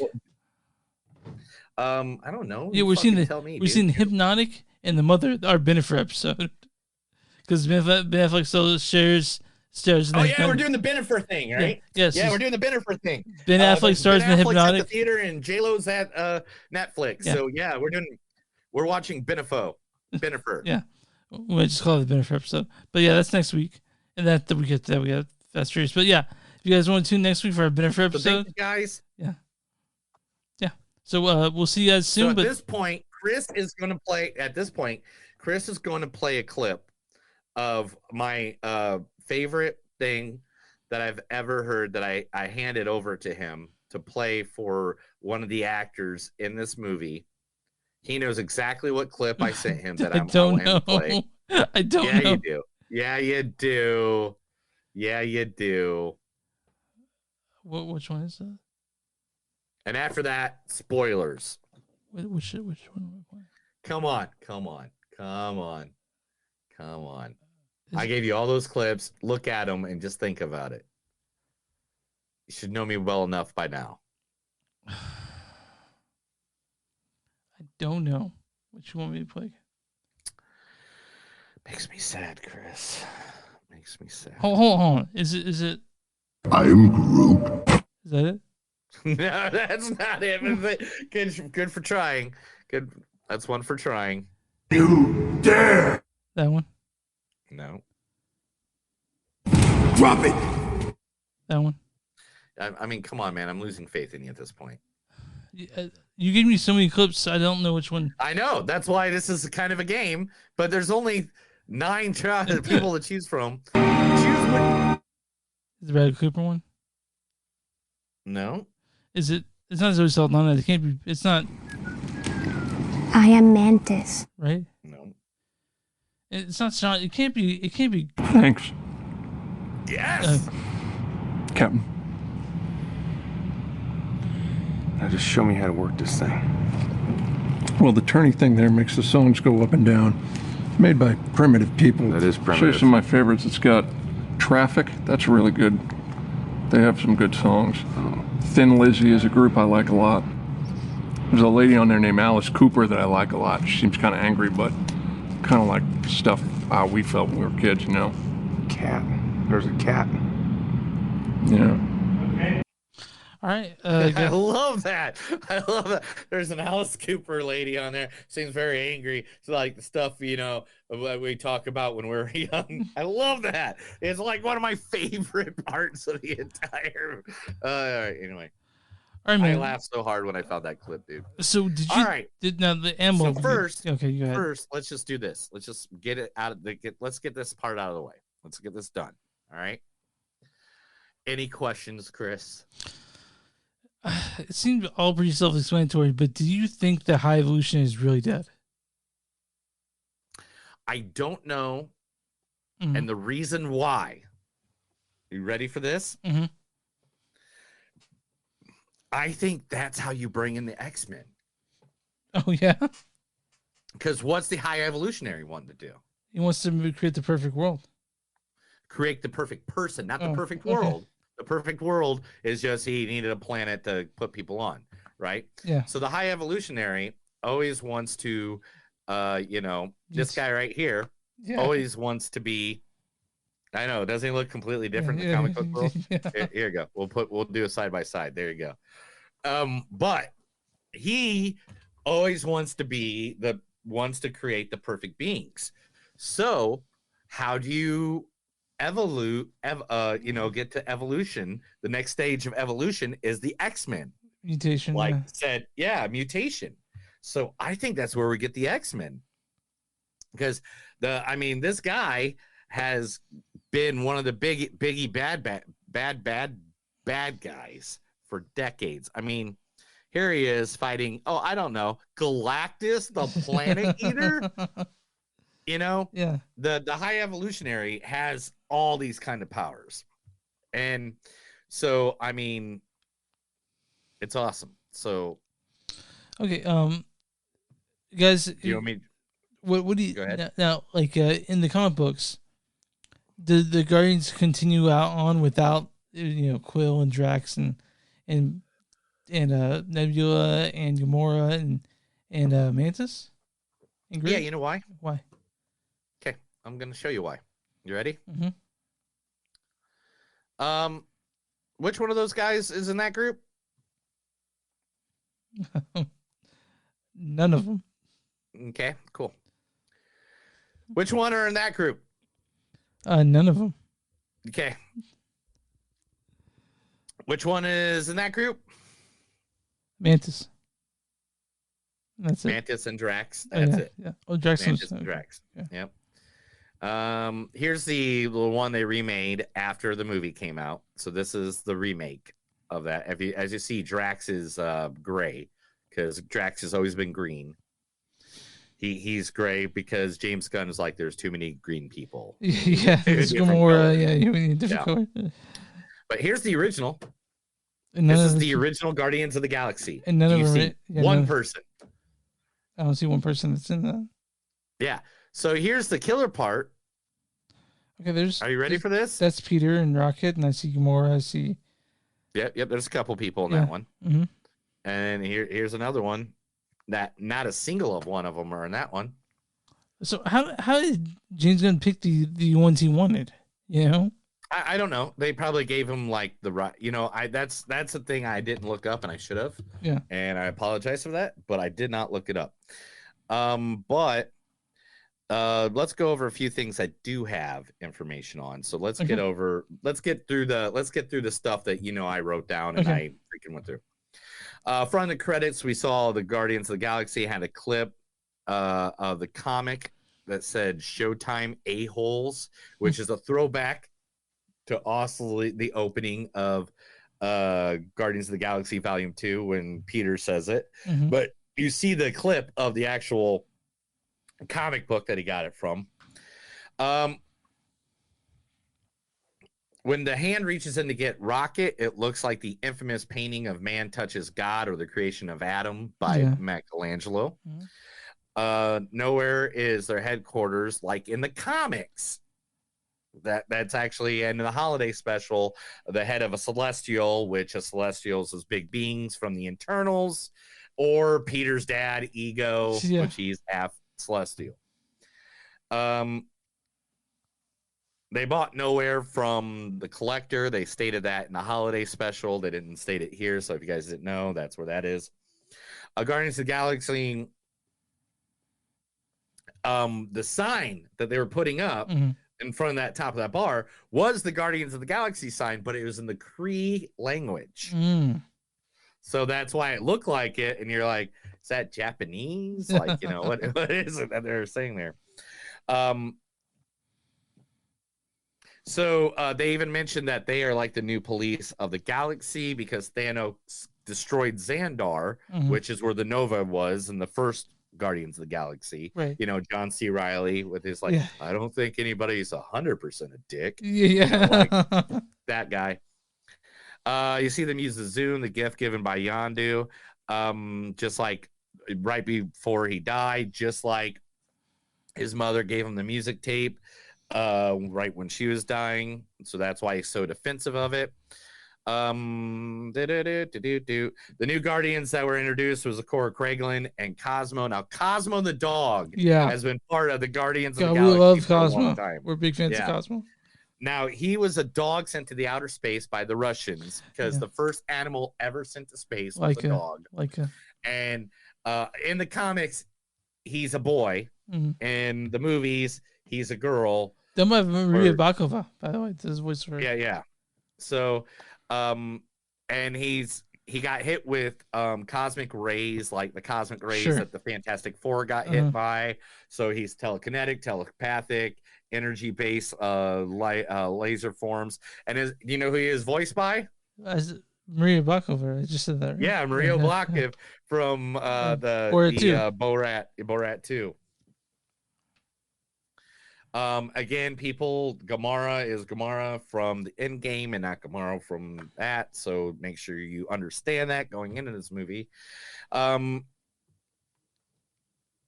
already talked about the whole beginning of Guardians of the Galaxy 1, 2, and 3 and why they're all that way. Now, the name of the ship, did you hear what the name of the ship was? No, what was it named? The new name of the ship is Bowie. Oh, okay. All right. Because, you know, Peter's a big fan of Ziggy Stardust. Yeah. And David Bowie. Mantis tells Peter it's wrong for her to use her abilities to manipulate him to make him happy at the beginning. Yeah. But then leaks that she's been doing it the whole time to Drax. The entire time they've been friends.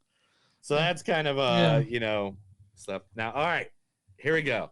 The introduction of the one, the only, the most powerful being in all of Marvel almost. And the guy that we originally was called him. And this is his first panel as him.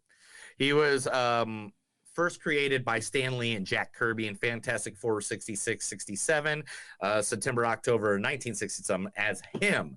Then he was recreated into Adam Warlock by Roy Thomas, and that'd be this comic right here, by Roy Thomas and Gail Kane in Marvel Premiere #1 in 1972. That is the wrong comic. And I don't think I got the right comic in here. Gosh dang it, I hate when that happens. Yeah, I forgot to grab the right comic. Okay, all right. But anyway, that's one of the Warlock comics. One of the most powerful members of the Marvel Universe, a cocoon he uses to repower himself, immortal he has the soul gem literally in his forehead. Yeah. So like how Vision, right? Vision has the power gem in his head, he has the soul gem in his head, which he uses to manipulate and use. The soul stone it sucks off life energy. So he's kind of like a vampire. Yeah. Or like Thanos, where he goes and sucks up life energy. But this is not that Marvel we've seen in Guardians of the Galaxy. Yeah, this ain't Marvel, and this ain't the power. They don't have the soul gem in them. Now, the soul gem for Adam Warlock gave him great powers, and it gave him the ability to even wield the Infinity Gauntlet in the comic books. He was the guy that saved everybody in Infinity War. So Adam Warlock, is he a good guy in the comic books? He's nothing and everything all at once. Okay. So let me explain it to you. When he got the Infinity Gauntlet from Thanos, he snagged it from him. Gamora and Nebula helped him, and a group of, the whole fucking group. The group. Yeah. This group, this whole group helped him, right? And so they're like, so the first thing he did with the Infinity Gauntlet was make it so he did not know good, and he expelled all good and all evil from himself. So he's like neutral. he's like Spock. Okay. It's all logic. Okay. It's all logic. And then he created the Infinity Team, or known as the Infinity Watch, and gave each member one of the stones to watch. Okay. Notice anybody in there you might know? Do I see Green Goblin there? No, that's not Green Goblin. Who am I looking for? Okay, well, there's 3 of them right there that you don't know. Okay, because this is the comic book version. Okay, well. So the lady with the hair, Mm-hmm. with the hair all the way on his shoulder, Yeah. that's Gamora. Okay. The green guy in the purple and behind him is Drax. Wow, okay. The girl with the green high collar and the bald is Nebula. What? Okay. Yeah.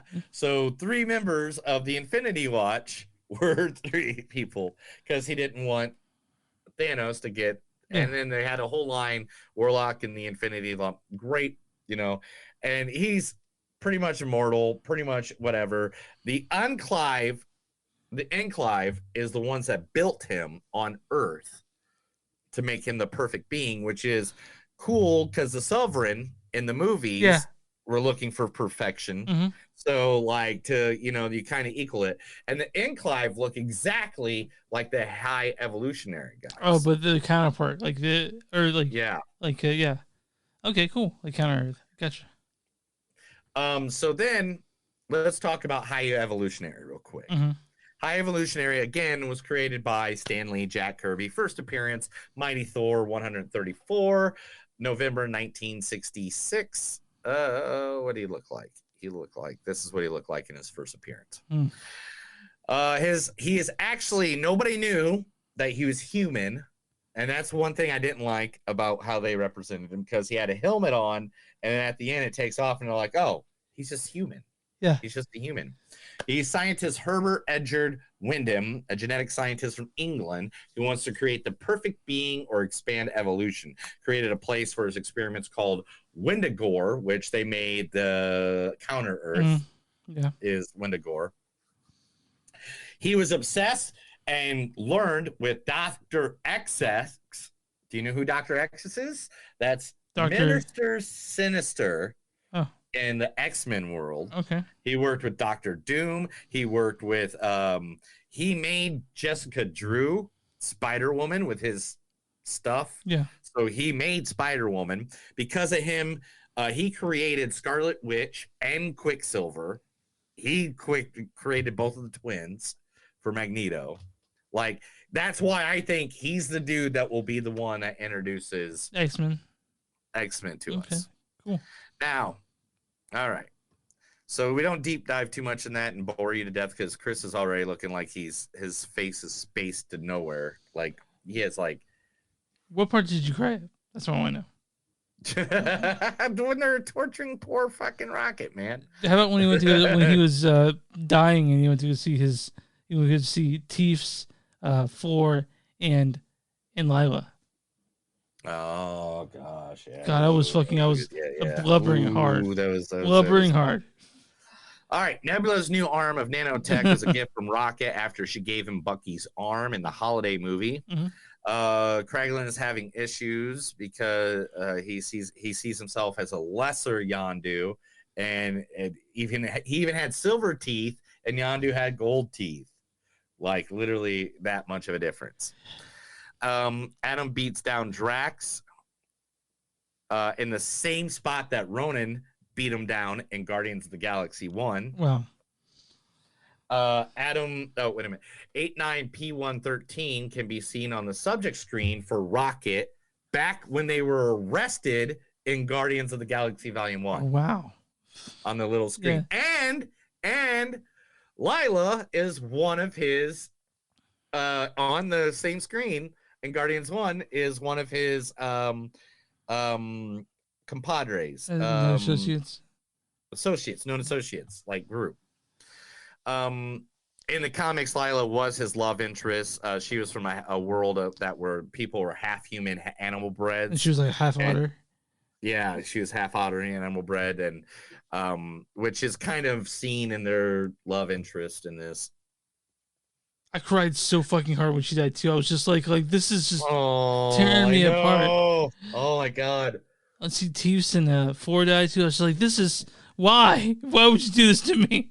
But yeah, I cried a lot during this because it's hard for me to see animals get abused. Hard for me to see animals like they're just so fucking cute, man.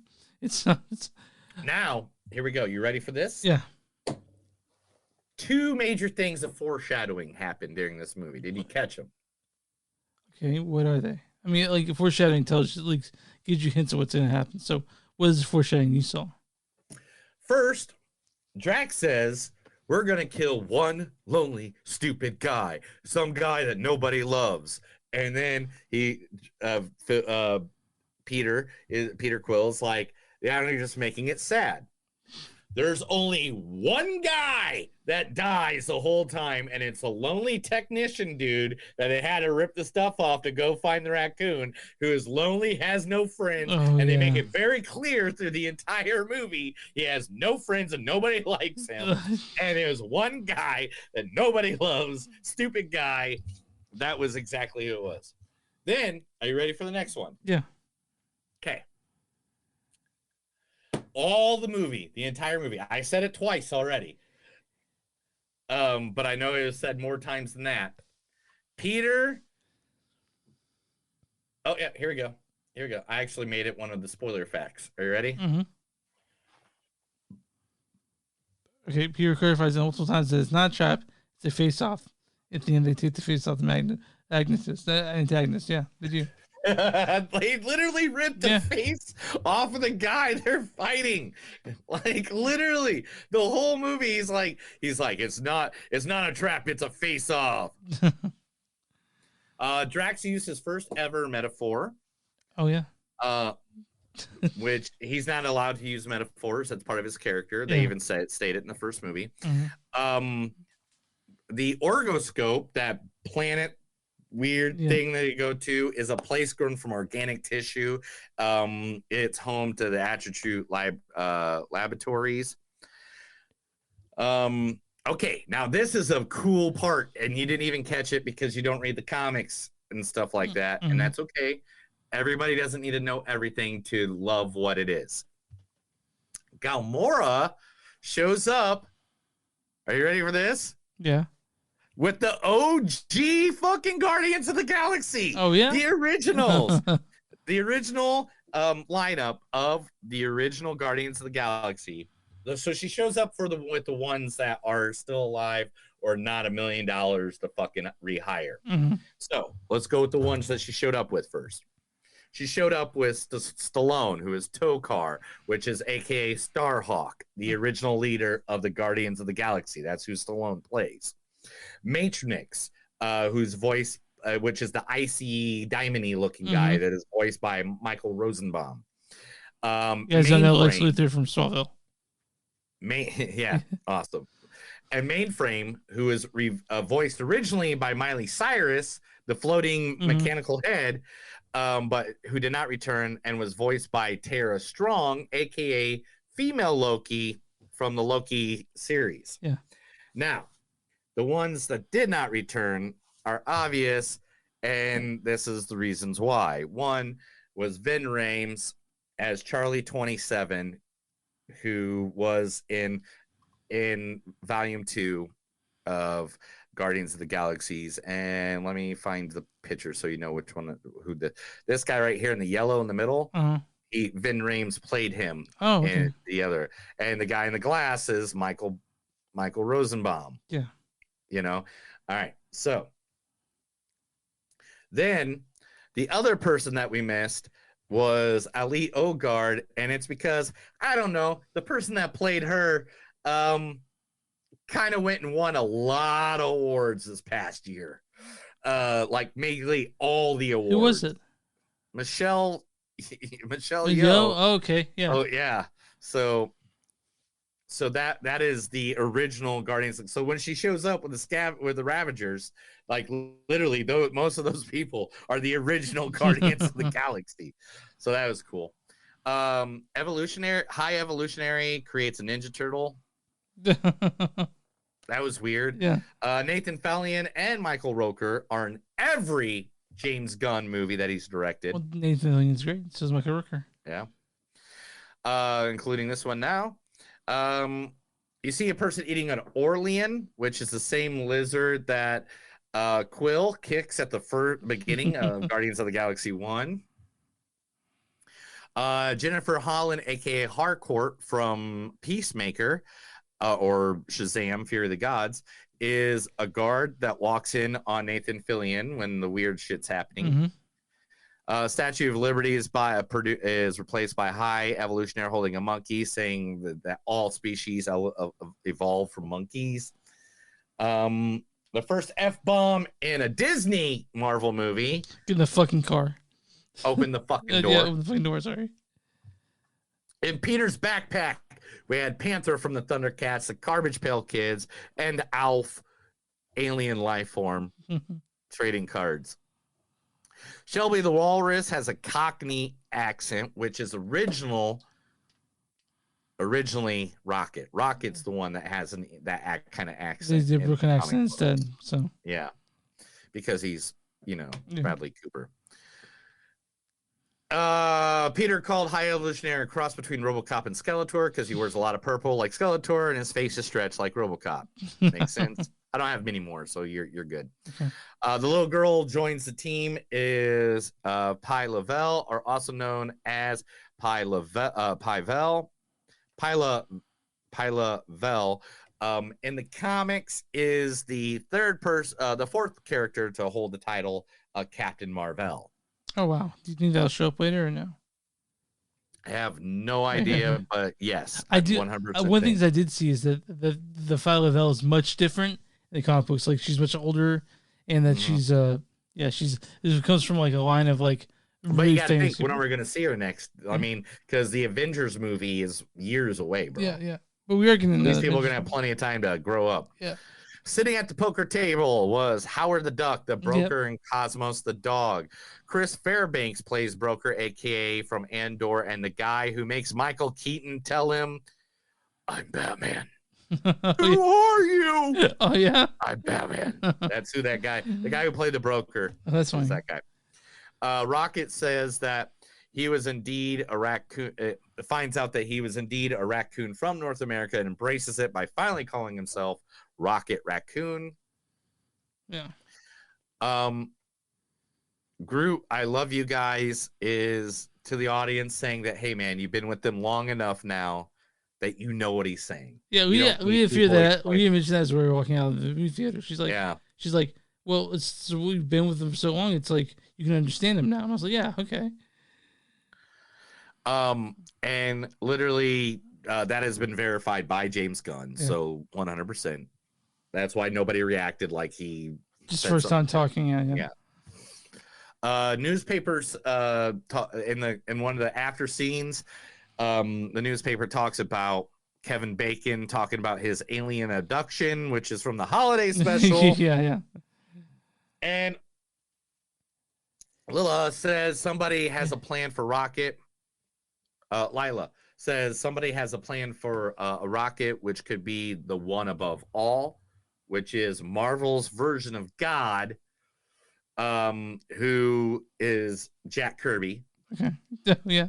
Like literally several times in comic books. Like there's one where Fantastic Four get out of the comic and they like, oh, you're the one above all. And it's just like Jack Kirby sitting at a desk. And several times they've hinted that the god of Marvel is Jack Kirby, which is awesome because Stan Lee had to okay that. Or it could be the Living Tribune because the Living Tribune has been literally, you see things of the Living Tribune everywhere. Eternity, Thor, and Thor from Love and Thunder, which, don't know. But it might be Kang, the Conqueror, that's actually making sure Are they going to get a different that Kang? Rocket does everything. Because, no, it won't be Kang from Ant-Man. It'd be Kang from Loki. The what was the name? He Who Remains. He Who Remains. Because he's the one that was trying to fix the timeline and keep it in that straight line and not have any branches. And so keeping Rocket alive makes that timeline keep going. Well, I'm thinking they need a different actor, right? They got to. I have no idea, bro. I have no idea what they're going to do with that. And to be honest, it sucks. I don't know how you can become. I just don't get it. I don't get it. Like, I mean, by any means, I don't understand star, like that. I don't understand how that kind of celebrity gets to you, because I've never been that level of celebrity. I've been higher level of celebrity than what I am now. But like, it's just like, man, I cannot imagine what goes through your head. Maybe you had a God complex. Hell if I know. But to be honest, that's 100% the spoilers, man. Because besides that, I don't think there's more. I mean, I can give you really quick. Yeah, really quick. Let's do this. Here you go. That's what Drax looks originally. That's what Mantis looks like originally. This is what Groot looks like originally. That is what Nebula looks like originally. And of course, you got to do the one, the only. There's Star-Lord originally, or the remake of Star-Lord, which they made it in the comics. There's Cosmos, literally identical. Quick and question. Of course, go ahead, Rocket.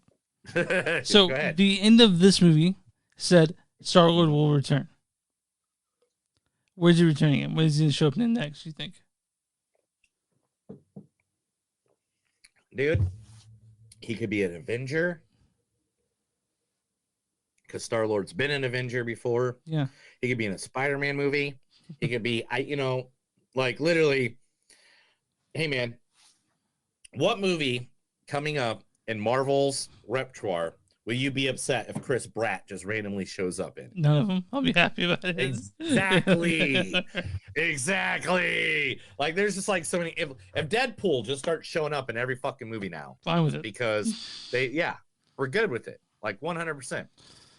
All right, man. But yeah, man, that's all of it. I mean, I try to narrow it down a little bit. I did read a lot, so if you had any random questions, I was going to be able to knock them out of the. Yeah, if you guys want to email Neil after this, he'll be glad to answer your questions. Or go to or literally on Facebook or YouTube, ask any one of the questions. Literally in that, we get those notifications, guys. I'll go there and I'll answer those questions for you. Or if you even want, you can throw a few shekels at Patreon and answer you there. But you can find us on. Are you killing someone? Is someone dying? No, Honey's excited that when you lose some. You go to w2mnet.com, w2mnet.com. It's a net we're a part of. You guys can find us there. We're also Facebook. That's it, Facebook, right? Twitter at NTS Podcast. We're on Instagram at NTS Podcast. We're also on Patreon, patreon.com/movies.suck. We're also at Bonfire. If you find merch, bonfire.com/movies.suck. Something you'll find us there. And wherever you find podcasts, you find Movies Don't Suck, it's something new. No, what do we do for small businesses? Small business now. What do we do? Oh, I was drinking a lot. Yeah. Anyway, small business. If you got a small business, make sure to give us the information. Send that information right over to us. We'll be more than happy to go over things with you, to advertise you to our thousands of listeners, or millions of followers. Make sure, send us that information. We'll be more than happy. All right. Is it good? We're good to go. Let's get out of here. Ladies and gentlemen, boys and girls, listeners of all languages, that's a new episode of Movies That Don't Suck and Some Do. My name is Neil. No, Chris.